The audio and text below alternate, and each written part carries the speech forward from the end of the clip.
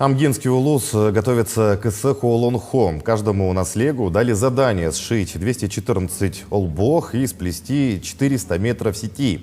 В пошиве изделий участвовала вся общественность. Были заняты активисты, территориальное общественное самоуправление. Благодаря сплоченной работе сшито 3000 олбох и сплетено 6000 метров солома из конского волоса. В торжественной обстановке жители наслегов передали свои работы оргкомитету цеха Олонхо. Также каждому наслегу прикреплены делегации улусов, которых они должны встретить и сопровождать в течение всего праздника.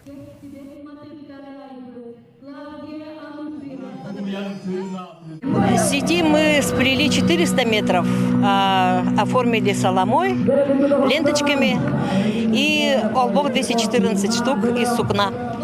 Мы, конечно же, проводим репетиции. Наши женщины пошили очень яркие, такие красивые национальные костюмы, которые будут прямо демонстрировать во время цеха Олонхо.